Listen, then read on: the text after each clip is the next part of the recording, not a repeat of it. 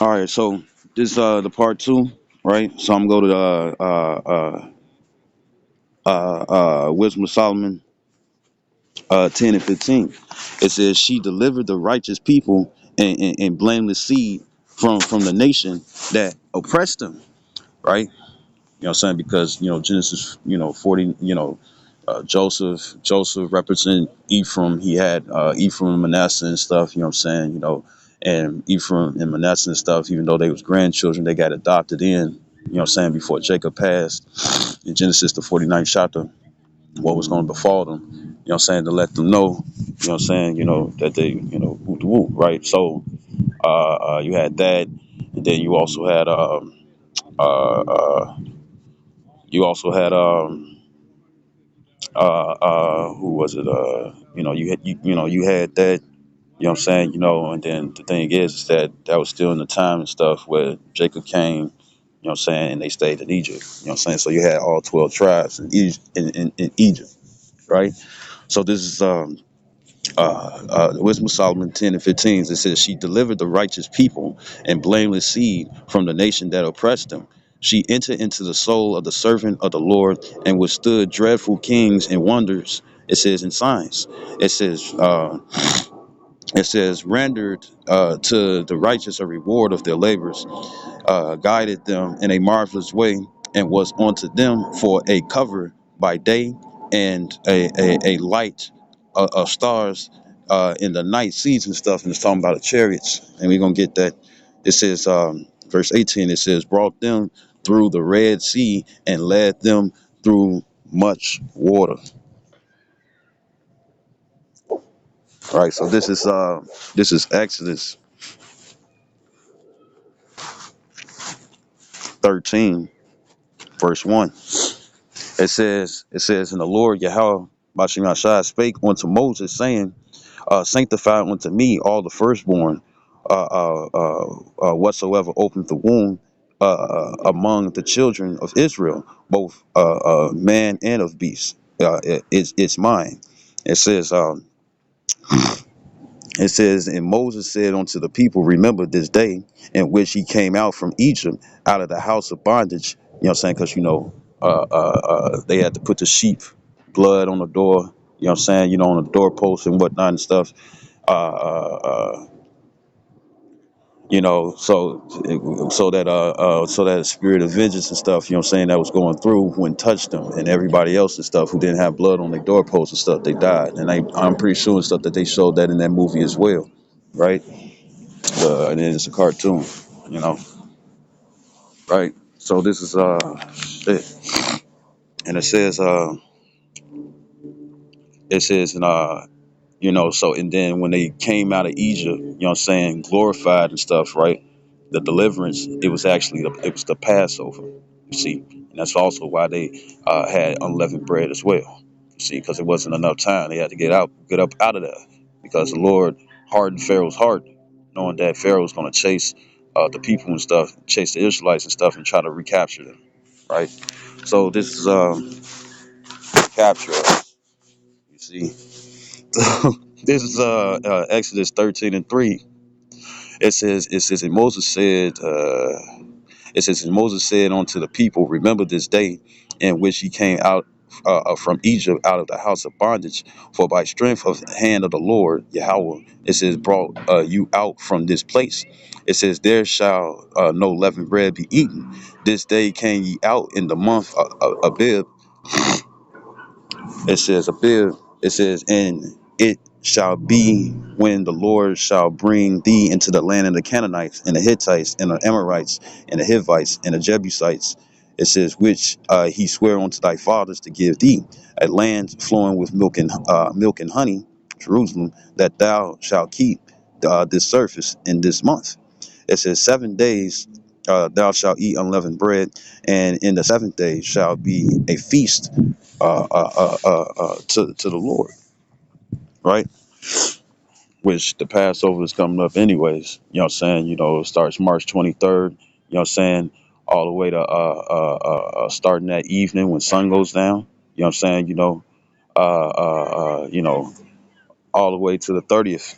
You see, and when it come down to all the way to the 30th, which is 7 days, right? When it comes down to all the way to evening, it's going to be even. It's going to start at evening, and it's going to end at the evening. You see, at evening or sundown. You see, right? Check your phones, right? In different areas and stuff. You know what I'm saying, right? Uh, when it comes down to it and stuff, uh, what you're going to decide, everything that has leaven in it, what I'm saying, do your research, what I'm saying, everything that, even though Yahweh is our atonement and stuff, but we're going to rehearse the righteous acts, what I'm saying, everything that's leaven, what I'm saying, you put it in the basement or put it in your car, what I'm saying, but don't have it in your house, you see. And guess what? Cookies, cakes, baking soda, certain toothpastes, what I'm saying, certain seasonings and whatnot and stuff, all have leaven in it, so you got to take that out. What I'm saying? You got to watch out for certain chips and whatnot and stuff, you know, and a lot of the chips and stuff that be saying cheese and whatnot and stuff, some of them low key be having yeast in it. You know what I'm saying? Right? Oh, it's too cold to be out here with a t-shirt, nigga. You doing too much. But you better be good. Okay. Right. So this is Exodus, uh, um, and for 7 days, and that also goes into certain flowers. You got to watch out when you go to restaurants too. You see, and it's just 7 days. You know what I'm saying? Might help your diet too. Those and stuff who's having trouble to do so. Right. So this is Exodus 13:7. It says, unleavened bread shall be eaten 7 days, and there shall no leavened bread be seen with thee, neither shall there be leaven seen with thee in all thy quarters. It says, and thou shalt shew thy son in that day, saying, this is done because of that which the Lord did unto me when I came forth out of Egypt. And it says, and it shall be for a sign unto thee upon thy hand, and for a memorial between thine eyes, that the Lord's law may be in thy mouth. It says, for with a strong hand have the Lord brought thee out of Egypt. And I think it says that in Jeremiah 23 as well. Because Exodus means exit. You know what I'm saying? What's the second Exodus? Being beamed up and stuff when Yahweh shall return. And or if you do die as a martyr and stuff, you're gonna be written in the book of life. You see, right? You just had an earlier exit than most other brothers. You see, and sisters, right? So this is Exodus 13 and verse 10. It says thou shalt keep this ordinance in his seasons, in season from year to year. It says, and it shall be when the Lord shall bring thee into the land of the Canaanites, and as he swear unto thee, to thy fathers, and shall give it thee, that thou shalt set apart unto the Lord all that openeth the matrix, and every firstling that cometh out of a beast which thou hast, the males shall be the Lord's. It says, and every firstling of an ass, though meaning a donkey, shall redeem with a lamb. And if thou wilt not redeem it, then thou shalt break his neck. And all the firstborn of man among thy children shalt thou redeem. Like it is, my gloves ain't the best. Shit. All right, so this is it says verse 13. It says in every I read that. Verse 14, it says, verse 14, it says, and it shall be when the son asketh thee in time to come, saying, what is this that thou shalt say unto him? What is this that thou shalt say unto him? By strength of hand, the Lord brought us out from Egypt. You know what I'm saying? from the house of bondage. Now, I'm gonna tell you this right now. Mathatia has made a good point when it comes down to uh, uh, the first Exodus. You know what I'm saying? The deliverance came first. Then it was the reforming. You know what I'm saying? To teach the laws because they knew Egypt. You know what I'm saying? Right? Right. So they had to be re-educated, I guess you could say, on their actual inheritance. You know what I'm saying? Their laws. You know what I'm saying? They was being born again. You know what I'm saying? Right? Yeah, they probably kept certain customs and whatnot and stuff still too. You know what I'm saying? But the thing is that, they really knew the way of Egypt. You know what I'm saying? Right? So they had to be reformed. And that's what Moses was doing. And that's why they was in the wilderness and stuff for 40 years. You know what I'm saying? Because that's how much that just shows and stuff how hard headed and stuff us Israelites are. You see,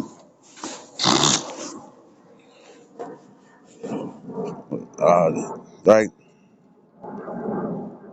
And it says verse 15. It says, and it came to pass when Pharaoh would hardly let us go, that the Lord slew all the firstborn in the land of Egypt, both the firstborn of man and the firstborn of beast. Therefore I sacrifice to the Lord all that openeth the matrix. It says being males, but all the firstborn of it says, but all the firstborn of my children I redeem. It says, and it shall be for a token upon thy hand, and for frontlets between thy eyes, for by strength of hand the Lord brought us forth out of Egypt. And it came to pass when Pharaoh had let the people go, let my people go. It says, it says that the Most High led them not through the way of the land of the Philistines, although that was near. For the Most High said, "Lest peradventure the people repent when they see war, and they return to Egypt." It says, verse 18, but the Most High led the people out through the way. Well, Yahweh Shah led the people out through the way of the wilderness of the Red Sea, and the children of Israel went up harnessed out of the land of Egypt, and Moses took the bones of Joseph, which with him, for he had straitly sworn the children of Israel, saying, "The Most High will surely visit you, and ye shall carry up my bones away hence with you." And they took their journey from Succoth and encamped. Trying to read it. Oh, and encamped in Etham and the edge of the wilderness. It says, and the Lord went before them by the day in the pillar of the cloud to lead them the way, and that was Yahweh Shai. You see, and guess what? It was a chariot. You know what I'm saying? What is it? X Files and whatnot in the intro. You know what I'm saying? They see a cloud and whatnot and stuff, but it looked like a UFO from a distance. You know what I'm saying, right? From a distance, you had and then when it come down to the chariots and stuff, guess what? They be out at night. You know, like that song, "Twinkle Twinkle Little Star, How I Wonder What You Are." You see, and stars don't twinkle. Yeah, the asteroids, because they're just big balls of light. I think that was Pumbaa who said it. Who Pumbaa? He was like, I thought it's like, well, Timon, it's like they're fireflies. They're fireflies. They just stuck on that big bluish black thing. And Pumbaa was like, fireflies. I thought they was big balls of gas burning from millions or billions miles away. And he was like, Pumbaa, with you, everything is gas. Right? But Pumbaa had it right. You know what I'm saying? Pumbaa had it right.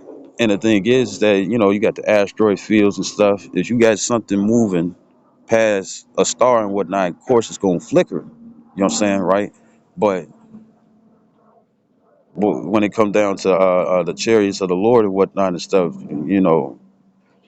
it's clearly seen and stuff that those ain't stars. You know what I'm saying? You know, who is it? You had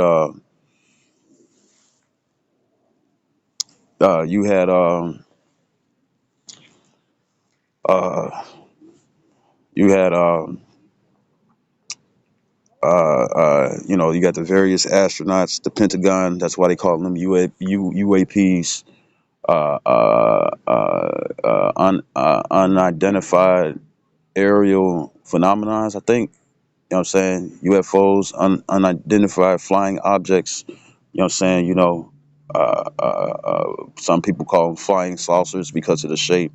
Wheel within a wheel. They show you that in Independence Day. You know what I'm saying? You had the big chariot, fathership and stuff, and then you had the small ones coming out. You know what I'm saying? Right? You know, uh, um, you got several different astronauts and stuff. You know what I'm saying? They were saying it's like, look, we ain't alone. We ain't alone. Fire jets and whatnot and stuff. They guess what, they see them.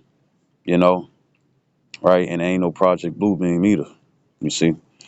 So this is Exodus chapter 13 and 21 again. It says, and the Lord went before. Uh, it says, and the Lord went before them by day in a pillar of a cloud to lead them the way, and by night in a pillar of fire to give them light to go by the day and night. And it says, he took not away the pillar of the cloud by day. It says, nor the pillar of fire by night. It says, from before the people and stuff. Meaning that, guess what? They was being guided. You know what I'm saying? So this is, I just want to see. Oh, shit. So this is,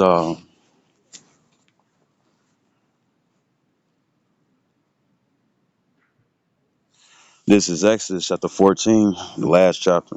This is, Exodus chapter 14, verse 1. It says, and the Lord spake unto Moses, saying, well, let me grab that right quick. It says, where is it? Right. Wisdom of Solomon 10 and 17. It says, render to the righteous a reward of their labors, guided them in a marvelous way. You saw it. It says, and was unto them for a cover by day and a light of stars in the night season. You see, it says, and brought them through the Red Sea and led them through much water. This is Exodus 14 and 1. It says, and the Lord spake unto Moses, saying, speak unto the children of Israel that they turn and encamp before Philharoth, between Migdol and the sea over against Baal-zephon. Baal-zephon.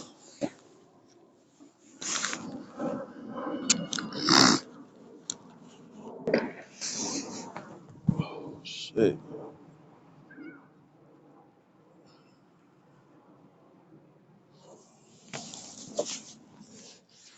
It says, before it shall encamp by the sea. It says, and Pharaoh will say of the children of Israel, they are entangled in the land, the wilderness has shut them in. I mean, trying to claim and stuff that they'll be lost. It says, verse 4. It says, and I will harden Pharaoh's heart, that he shall follow after them. And that's exactly what he did. It tells you that in Romans the 9th chapter. It says, and I will be honored upon Pharaoh and upon all his hosts, that the Egyptians may know that I am the Lord. And they did so. And it was told the king of Egypt that the people fled, and the heart of Pharaoh and his servants were turned against the people. And they said, why have we done this? That we have let Israel go from serving us. You see, because we just saw the earth, right? Right. So this is it says, and he made ready his chariot and took his people with him, and he took 600 chosen chariots, right? And that's horse and carriage, like, right? He ain't had no UFOs. Or chariots of the Lord. It says, and all the chariots of Egypt. It says, and captains over every one of them. And the Lord Yahweh Bashim Yashai hardened the heart of Pharaoh, king of Egypt. It said, proving that he exists, because the Heavenly Father's name is Yahweh. Yah meaning Yah meaning he, and Hawa exist. You know what I'm saying? Right? That I am when you go into it and stuff, it's the word. It probably gives you high, I think higher, you know what I'm saying? But when you go into the root and stuff, it's Hawa. So therefore, it means he exists. You see, right? And once again, the earth helped the woman. When it comes down to those Hebrew texts that has the Heavenly Father's name in it, there's no Yah. I mean, there's no. It's not Yahya. You know what I'm saying? It's always Yahweh. You see, right? So this Exodus chapter 14 and uh,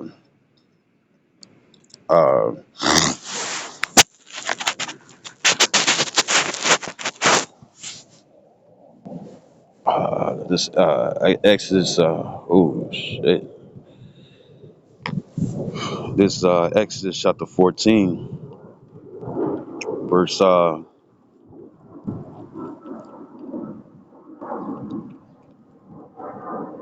8, it says, "And the Lord hardened the heart of Pharaoh in his mind, king of Egypt, and he pursued after the children of Israel to enslave them again." It says, "And the children of Israel went out with a high hand."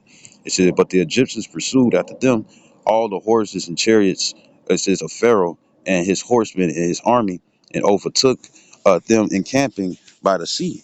It says, beside, the pillar hair off whatever Baal before Baal Zephon. And when Pharaoh drew near, the children of Israel lifted up their eyes, and behold, the Egyptians marched after them, and they were sore afraid. And the children of Israel cried out unto the Lord. It says, "And they said unto Moses, because there was no graves in Egypt." It says, "Has thou taken us to die in the wilderness?" So they was tripping. You know what I'm saying? Being scaredy cats. They was tripping. You know, right? And it says, verse 13. It says, "And Moses said unto the people, fear ye not, and see the salvation of the Lord." It says, "which he will shew to you today. For the Egyptians whom ye have seen today, ye shall see them again no more forever. The Lord shall fight for you, and ye shall hold your peace." The scripture says, if the Lord be for us, saying, who can be against us? And it says, verse 15, "And the Lord said unto Moses, wherefore criest thou unto me? Speak unto the children of Israel that they go forward." It says, "But lift thou up thy rod and stretch out thy hand over the sea and divide it, and the children of Israel shall go in dry ground." It says, "through the midst of the sea." And guess what? It wasn't just because it was Moses that was guided. It said, it talks about 600,000 men, what I'm saying? But guess what? The women are not included, what I'm saying? And they had oxen and cattle and whatnot and stuff, what I'm saying? And various things, donkeys and whatnot and stuff. So this was a grand deliverance, what I'm saying? Oh, man. This was a grand deliverance. So this is 15. It says, "And the Lord said unto Moses, wherefore criest thou?" No, I said that. This is verse 17. It says, "And I, behold, I will harden the hearts of the Egyptians, and they shall follow them. And I will get me honor upon Pharaoh and upon all his hosts, upon his chariots, and upon his horsemen." Because then, when you watch the Prince of Egypt, what I'm saying? I think, I be having them mixed up sometimes. But I think, you do get the story of Joseph, what I'm saying? But a lot of people probably got the movies mixed up. But when it comes down to it and stuff, it was like, couldn't nobody sit up here and say that, guess what? That the Lord wasn't dealing with Moses and whatnot and stuff, you know what I'm saying? You know, right? Because in the movie, he made the water into blood and whatnot and stuff, you know what I'm saying? Right? And then all in the movie, all his little witches and whatnot and stuff, warlocks, all they did was put like some red dye in the water and talking about by the power of Ra. Right? Right? So so so yeah, so uh when he parted the Red Sea and stuff, you know what I'm saying? Hey, it was no way and stuff that it was illusion or a trick, right? Actually, I'm just gonna stay. Yo, boy, let's go to the motherfucker, right? So this is Exodus 14. It's Exodus 14 and 17. Shit. Right, so this verse 17. It says, and I behold, I will harden the hearts of the Egyptians. It says, and they shall follow them, and I will give me honor upon Pharaoh and upon all his hosts, upon his chariots and upon his horsemen. So, pretty much, he was showing that he exists, just like the Heavenly Father doing now. Verse 18, it says, and the Egyptians shall know that I am the Lord, or I am Yahweh. It says, when I have gotten me honor upon Pharaoh, upon his chariots, and upon his horsemen, and the angel of Yahweh, Bashim Yashai, which went before the camp of Israel, removed and went behind them, and the pillar of the cloud went from before their face and stood behind them.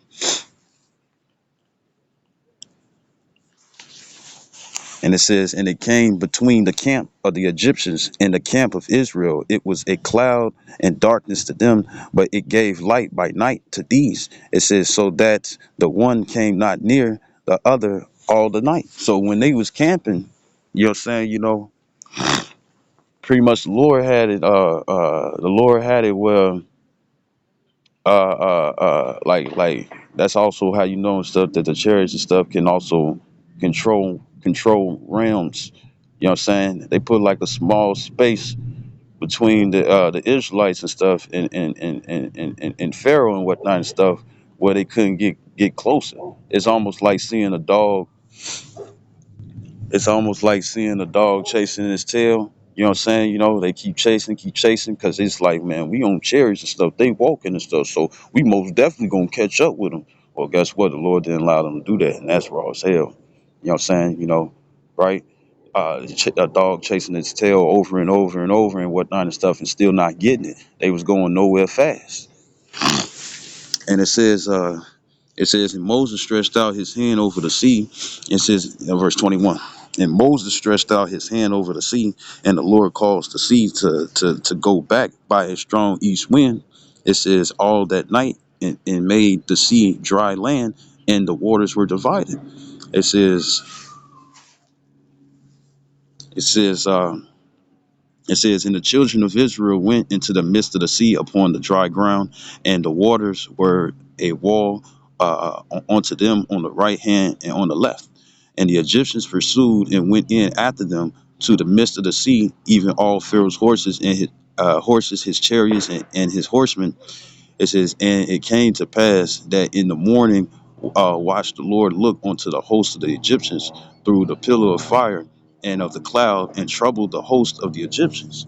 And it says, verse 26, it says, and the Lord said unto Moses, stretch out thy hand over the sea, that the waters may come again upon the Egyptians, upon their chariots, and upon their horsemen.